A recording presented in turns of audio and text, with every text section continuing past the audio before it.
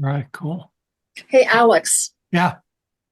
you know how you mentioned this book last week? Yeah. Off balance. Yep. Yeah. While you were talking, I had ordered it. It came in. I can't put it down. It's great, isn't it? It's so good. It slapped me right in the face. Yep. I Yeah, know. it's really good. He's great. Matthew Kelly's great. He says stuff. I just love the how he explains that, work-life balance really isn't a thing. People try to make it a thing. It is really not a thing. It's a way to keep you down, you know, and I love his techniques. Like, are you at the part where he talks about prioritizing?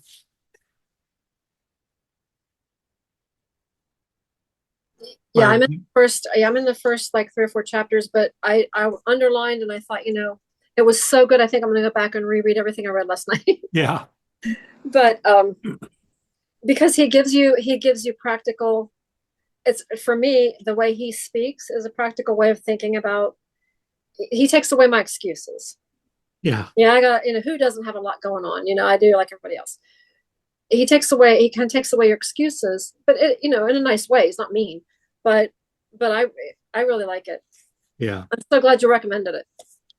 yeah. It's like I said, it helped me really um, move forward in, there's a reason why I've made the money I've made.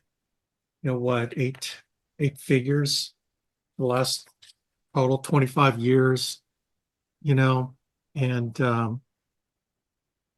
it's really comes from the way that I've changed my thought process, how I think about my time. In fact, if you ever really want to do so the theme of today is asking questions. Probably the most important question that you should ask yourself is, did anything change in my life from a year ago to today? Financially, relationship wise, in my business, whatever, all aspects of your life. And then the next question is, why didn't it change? And then what do I need to do so that a year from now, I will be in a much better place, right? And, the battle is changing your thought process. The only way you can change your trajectory of where you're going is changing how you think. You hear that all the time, stinking thinking, but it really is, how you think is what is either propels you forward to do great things or keeps you down to continue to get what you've always got, right? Because if you don't change anything, you'll continue to get what you've always got, right? And that goes from day to day, month to month, quarter to quarter, year to year. And it's a whole thought process, man. And that's part of changing your thought process is asking yourself these serious questions, you know. So, we talked, kind of the theme tonight is, what the power of asking questions. And there's some very, again, asking questions of yourself forces you to think, and just the power of asking questions. When you ask a client questions, they they're thinking how to answer it, right? It moves them forward. You're totally in control when you're asking questions. Well, you're totally in control of your life when you're asking the right questions, right? That's really one of the main powers of asking questions because it shifts your focus, right? It's the power of reframing self-limiting situations as questions, right? Asking yourself questions because it changes how you feel, and how you feel will change. what you do about whatever it is. So, like, yeah, here's just a simple one. Okay. Try to give you some simple examples.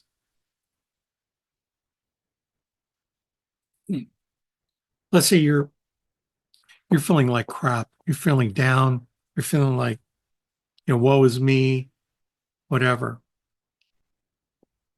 Why don't you ask yourself this question? What am I excited about? What am I excited about? That forces you to think about, well, I'm not excited right now, but in your mind, it's trying to answer that question. And it's almost like, well, what can I be excited about? What am I excited about in my life right now? And you can, go into the total, disempowering mode of, um, I'm not sad about anything. It's impossible for me to get out of this junk I'm in. Again, those disempowering statements you have to squash with questions. Like if I did, it's like one of those things, count your blessings. So ask yourself, at the end of the day, 25 years from now, 30 years from now, what do I most appreciate about my life right now? If I had to look back 30 years from now, what am I blessed with right now? Even though I'm feeling like crap, well, the first one that comes to mind is, I have a great family. I love my wife. I love my children. My children are doing well. Um, my children are healthy, right? You start thinking about all these things that are meaningful to you, like 30 years from now, meaningful to you. Not like, oh man, the garbage guys didn't pick up the chair that I put out there. You're not thinking about that, right?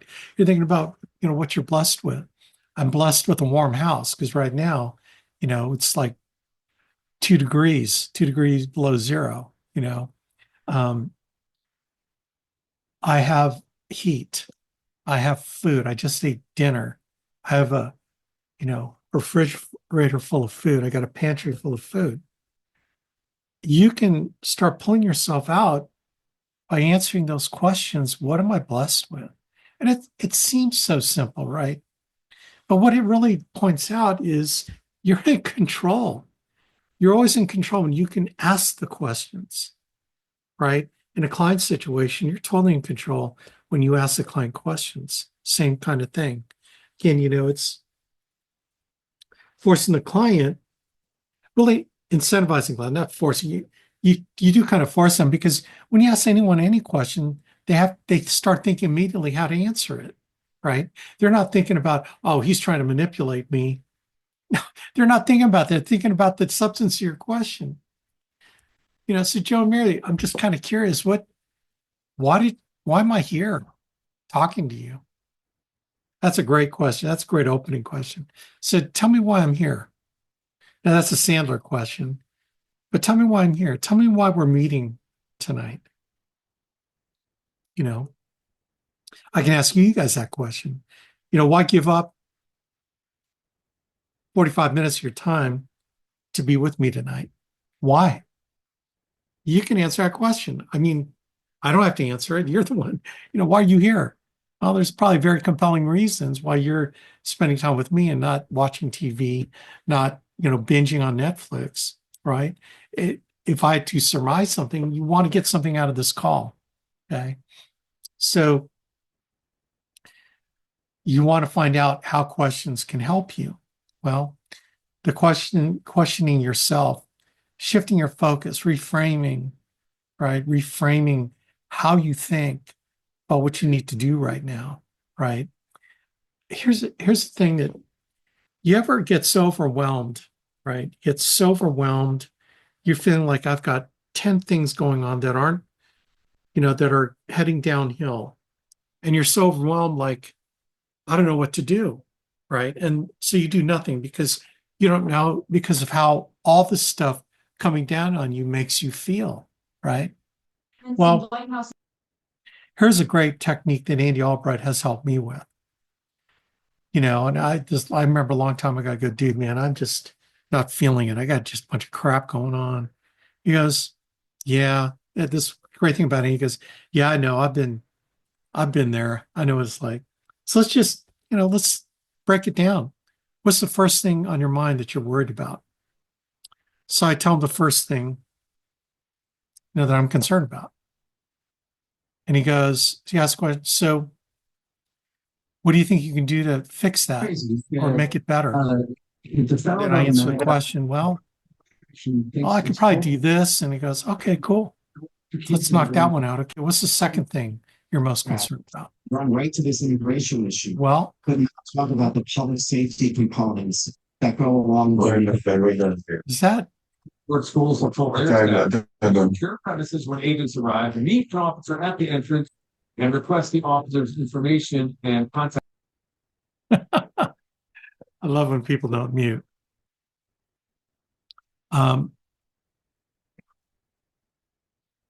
person policies were in place to protect the LGBTQ plus community from discrimination. As Seriously? any proceed along the very tell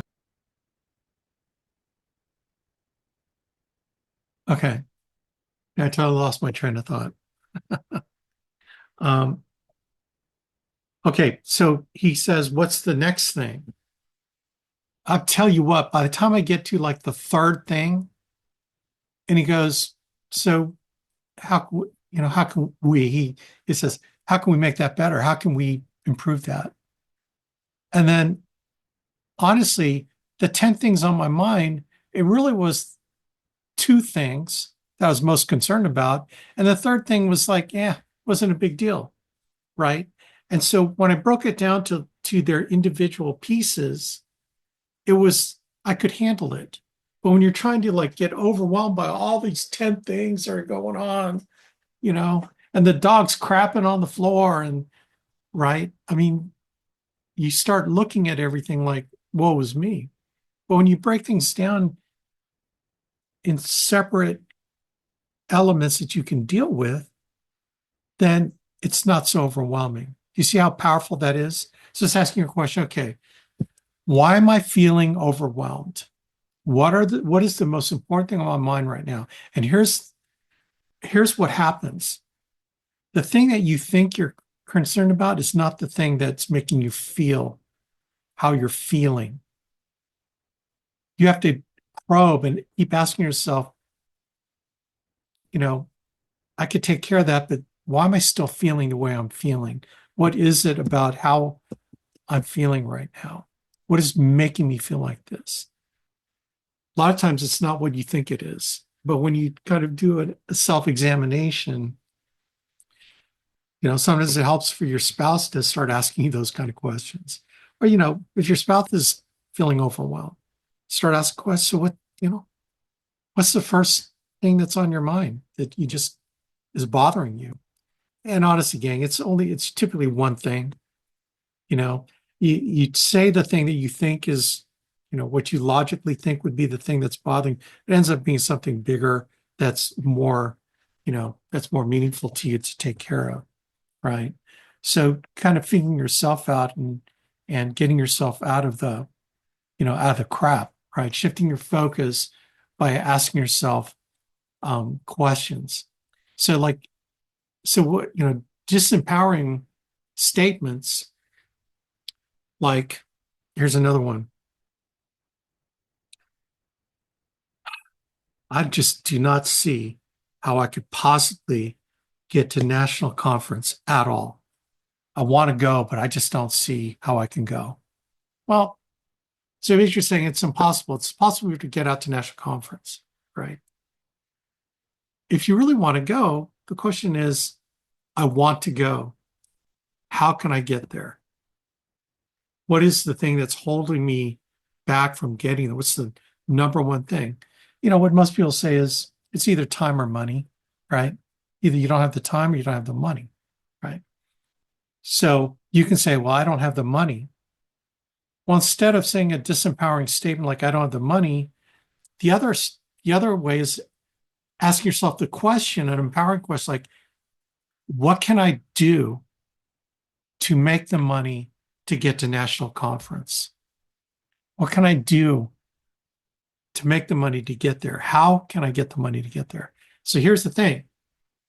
Number one, you have to think it's important enough to ask yourself that question. If you don't think it's important enough to get out there, you're not going to ask yourself the question. Therefore, your mind's going to be closed to the solutions that are available to you, right? So let me play a game with you. What if I told you that I have a cashier's check for $10,000 and I'll tell you exactly where it is in that convention center. I'll tell you exactly what seat it's under. Taped underneath is a check, cashier's check for $10,000. It's there for you. You have to go. I'll tell you where it is. How many of you, like, if it were a real scenario, how many of you would figure out how to get down to Dallas, Texas, right? Because done deal, it's signed, sealed, delivered. You'd get it, 10 grand. What if it's 25,000? What if 50,000? How creative would you be? Well, I don't have any money. You immediately start asking, who owes me money? Maybe my mom can lend me money. How many of you have ever been in a situation like you got to make a house payment or else you're going to be thrown out of, or, a rent payment, or you're going to get thrown out of your apartment? How many of you guys would get really creative? You get really creative. You figure out how to sell something, right? How can I get the money to get there? Do you see how turning it into an empowering question? You don't have the time to get there. It's like, man, I don't have time. Why don't you ask an empowering question? How can I make the time to get there? What do I have to arrange in my schedule so that would allow me to get there? Do you see how ask yourself a different question changes how your mind thinks about solving a problem? See, a beautiful thing about your mind is when you ask it the right question, your mind's ready to work on it, right? This is why asking yourself questions before you go to bed is probably one of the most important, like this. I've used it. If I have to solve a situation, I'll ask myself that question before I go to bed, right? And what happens is your subconscious never goes to sleep. Your conscious mind will go to sleep. Guess what? You're putting your subconscious mind into problem-solving mode while you're sleeping, okay? Now, look, you have to trust your subconscious is going to work on it so your conscious mind can go to sleep. It doesn't help you to worry about something that keeps you awake, right? In fact, a lot of times what keeps you awake and what you're worrying about, because you're asking yourself the wrong question. Typically, you're worrying about something like, there's no way I can fix this. There's no way. How can I fix it? Oh man, see, what keeps you up at night are the disempowering statements, not the questions. I would ask myself before I go to bed, I know I can fix this. What is the best way to solve this issue? Then I go to sleep. Boom. Let your subconscious mind work on it. I promise you, when you wake up, you're going to have one or two things that will help you move towards fixing it or solving it or making the situation better, right? Does that make sense? I mean, it is such a powerful thing to use your mind. Your mind is a powerful gift that God gave you, right? You just have to put it into motion. And the problem is most people don't know how to put their mind into motion to solve a problem. And then in sales, your job as a salesperson is to get your client's mind to go into problem-solving mode, right? How do you put your client into problem-solving mode? Number one, they got to realize they got a problem. So the questions begin with highlighting why. Number one, do they have a problem? Right? And that's the pain-finding questions. Right? So these are questions such as, like let's say just take final expense, for example. So Mary, tell me, who's the loved one that you care about that's going to have to pick up the pieces when you die? Who is that person? Right? And then they give you a name. Oh, your daughter Mary? All right. So tell me about Mary. Does she live? Does she live in the same city as you? Do you have any grandkids through Mary? You know, getting to know Mary. And the reason why you want to do that and say Mary all the time is, when I mention your child's name, your brain, there's something about in your brain that, you know, that lights up, right? So tell me about Mary. How old is she? Is she married? Do you have grandkids with her? And in her mind, what you're doing is you're helping her think about who she loves, and then what is the problem here? It's like, so Sarah, let me ask you a question. So is it your intention to ensure that Mary suffers no financial burden when you die of having to pay for funerals and caskets and headstones and getting rid of all your stuff and all of that? Is that why we're talking? Is that something you really want to accomplish? Boom. So you're leading down the path that, number one, she has a problem. It's making sure that her daughter is not going to be financially burdened, right? And then, well, that's great. I just want to make sure that I'm here for a reason. We've got 55 carriers. We've got a lot of options. My job is basically to show you your options so we can take care of this problem for you so that Mary, your daughter, is never going to have to suffer financially because of your death. That's what you want, right? Yeah, that's what I want. Well, you pretty much close it. It's like 70% closed right there. Everything else is, putting options together, finding the best options, getting a number of different options in front of her. It's like 3 different options, so you can pick one, right? But you've got the essence by asking questions. Look, if you don't get the right answers, then I'm leaving. If I don't get the right answers from them, well, I don't know. I don't really have anyone that cares about me. Oh, really? There's no one that would be in charge of burying you? Like if you had a funeral, would no one show up? Well, this is where you get yeah. Oh, okay. Well, who would show up? Right. Well, who would have to be in charge of taking care of everything? Well, probably my nephew. Oh, what's his name? Tell me more about him. Right. You just have to kind of help them probe in their heads what their problem is. And asking questions is how you get there. You can't tell them anything. Selling is not telling, right? But you asking the questions, shifting their focus from you, see, because they're thinking about, okay, what's this guy trying to sell me? You shift it from you to them and who they love and who they care about, right? So that's again, I'm kind of hitting both sides. Your personal, working your crap out by asking yourself questions and then helping the client work their crap out, right? In making sales.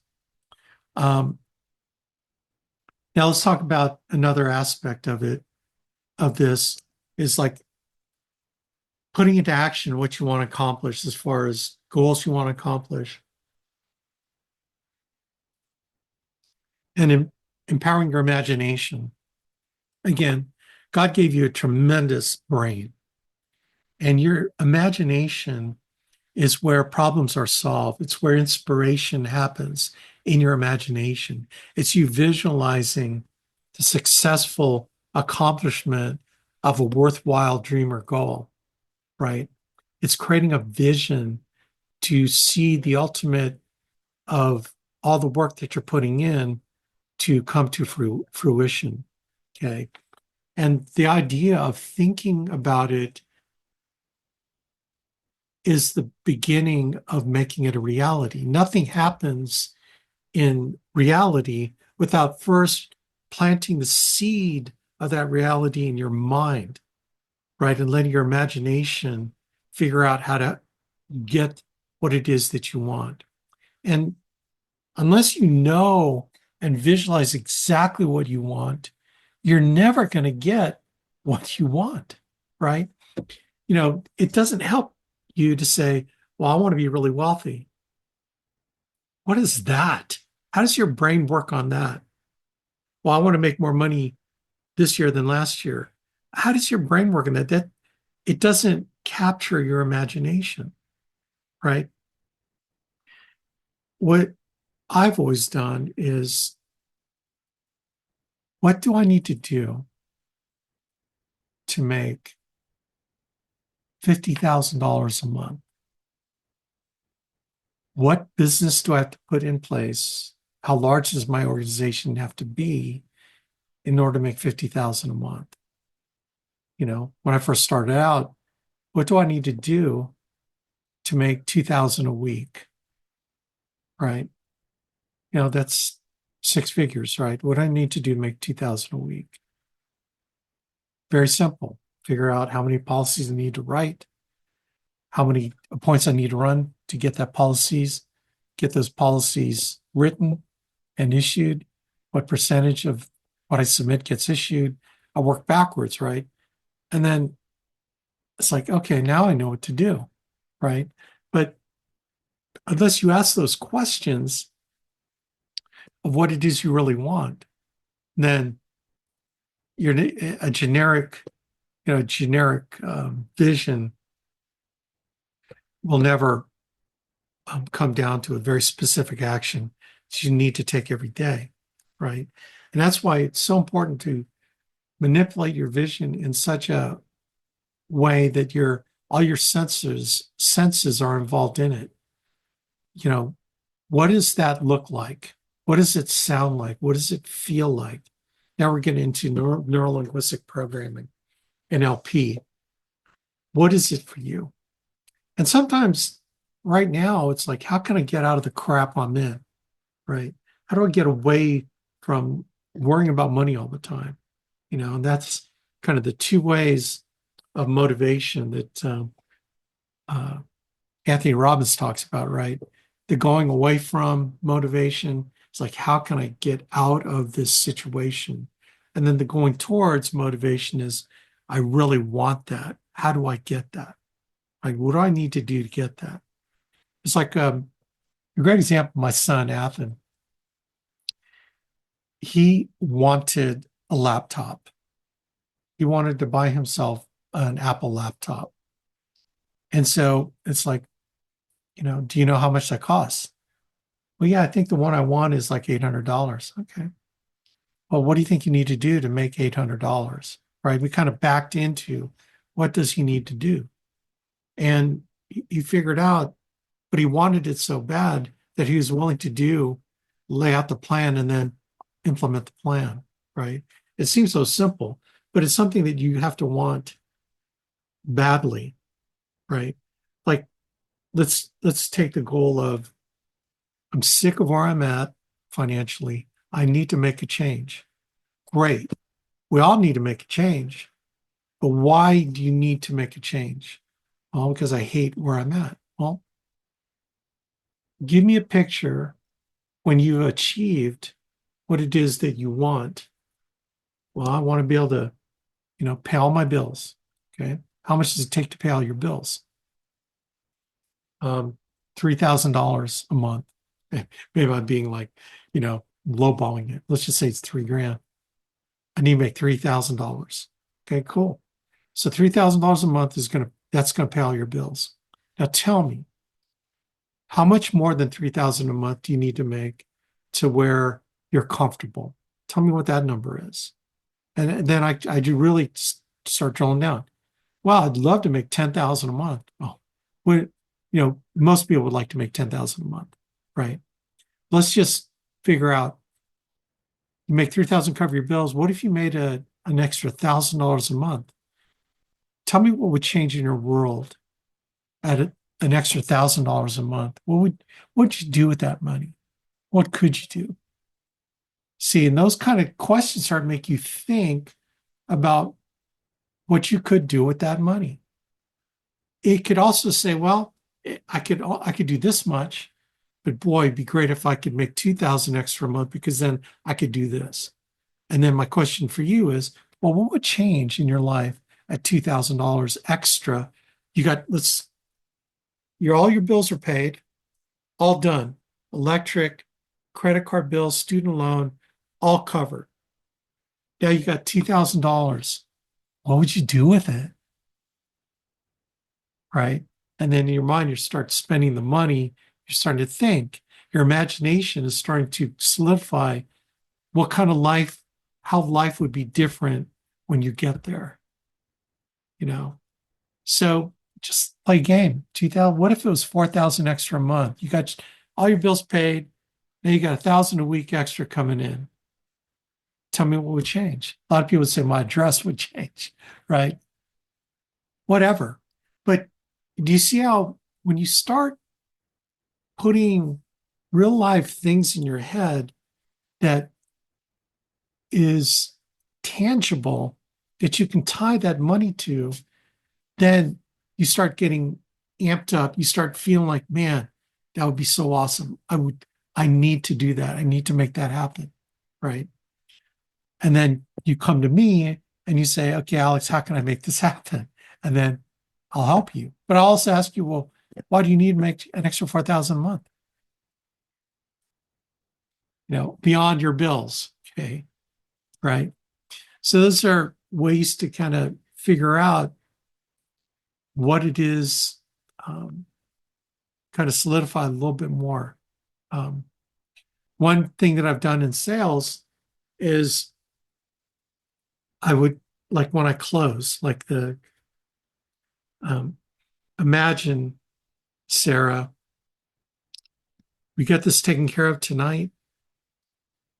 How are you going to feel when you lay your pillow head, when your head hits the pillow, knowing that if you don't wake up tomorrow morning, Mary is going to be totally taken care of? Tell me how that would make you feel. Powerful questions, a powerful closing question. It's one of the most important questions you can ask to solidify your sale, right? Is to have them talk about how it would make them feel, knowing that when I left, should they die, her daughter's going to be taken care of. So that's another way to kind of tie it into the sales things, having the client visualize the peace of mind they're looking for because we took care of this tonight, right? You're not going to get to think about it, I promise you, when you start putting them into a future mode of how they're going to feel, right? Because in order to get there, they have to get it done. Then they could feel like that, right? But when you talk about that advanced feeling of, wouldn't you feel like just calm? Is that how you would feel? Tell me how you would feel. Oh man, I'd be relieved. Awesome. Well, I'm here. That's my job. I'm going to help you get there.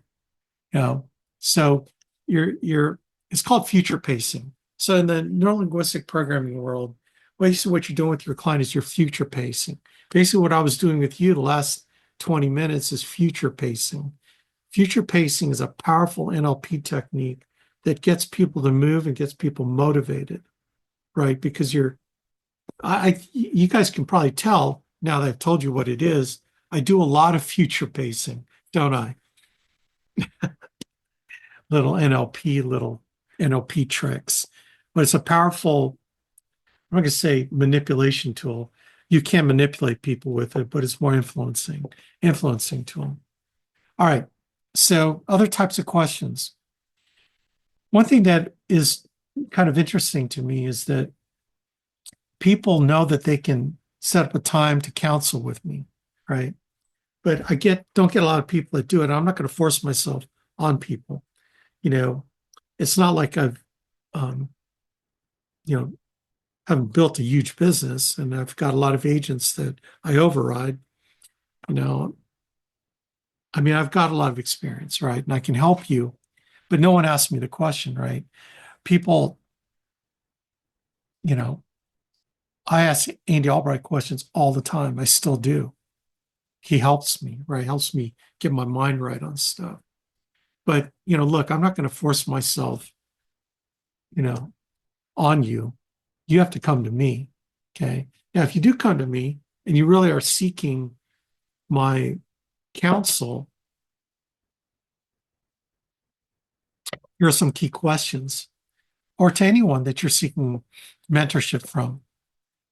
So the first question is, what do I need to change in order to get this objective? And then what do I need to do next? What do I need to change about what I'm doing? And then what do I need to do next? Those are two important counseling questions. What do I need to change and what do I need to do next?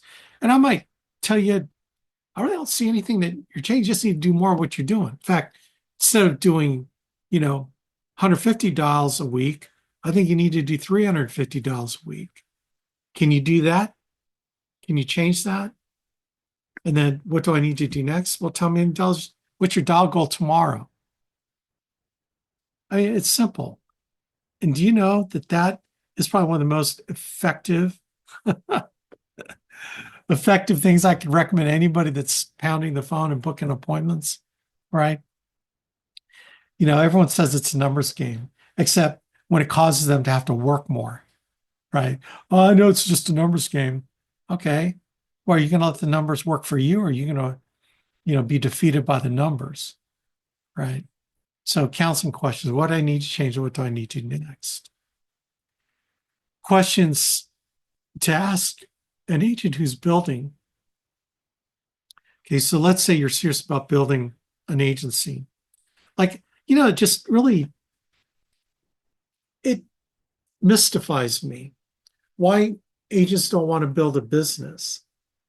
Like, if someone asked me, Alex, how can I hedge my bet? How can I win this game? And my question back will be, well, do you want all your income to be totally dependent on you working, on you being successful?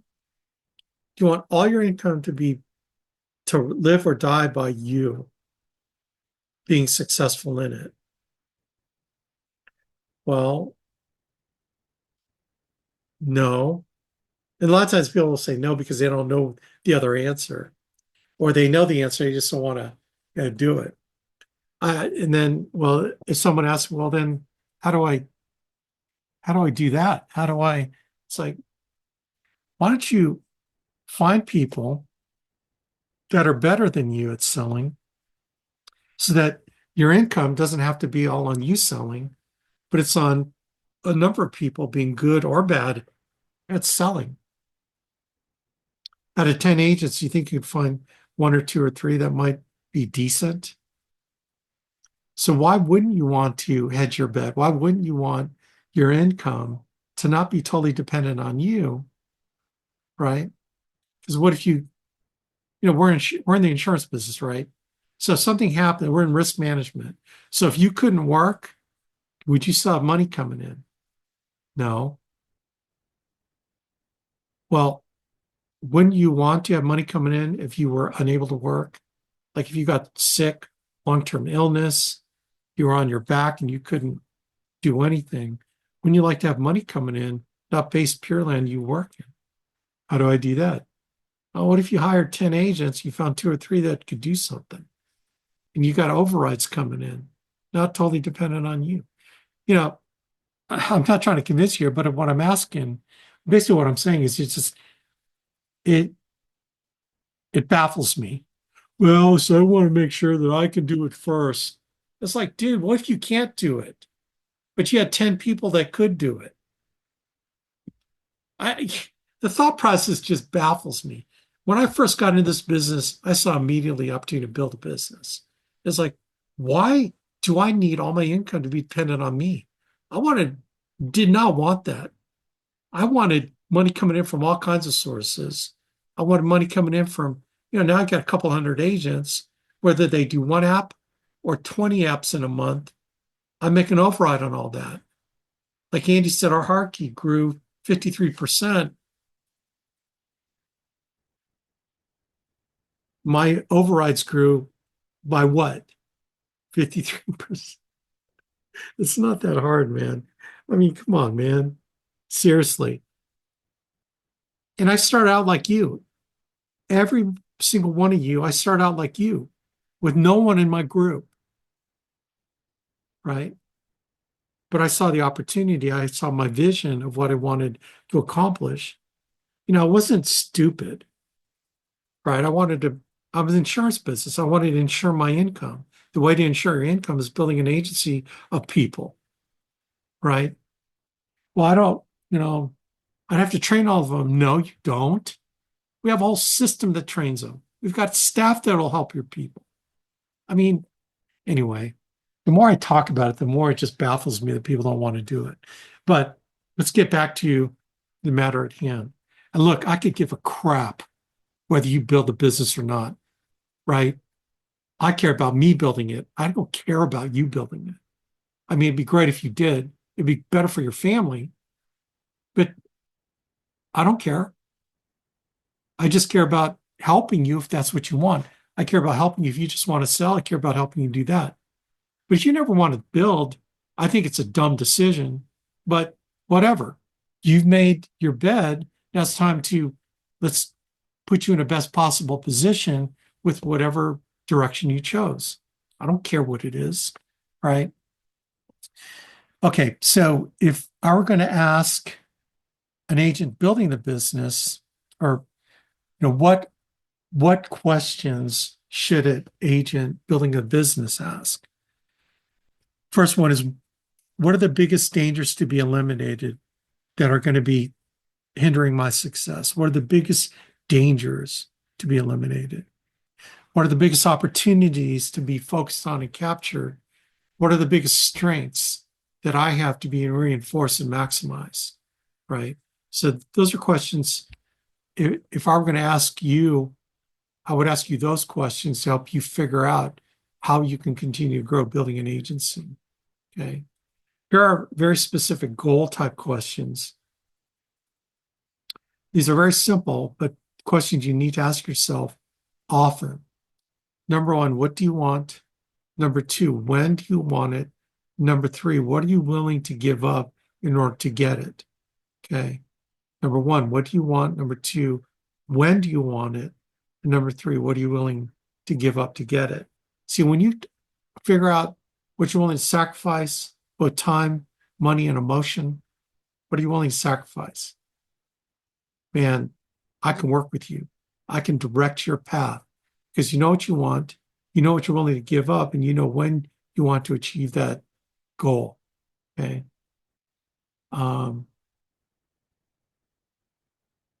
So that's kind of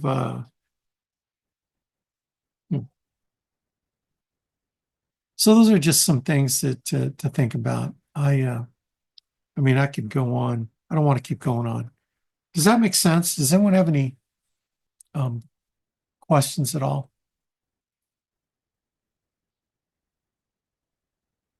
Anybody still with me? I'm recording this, right?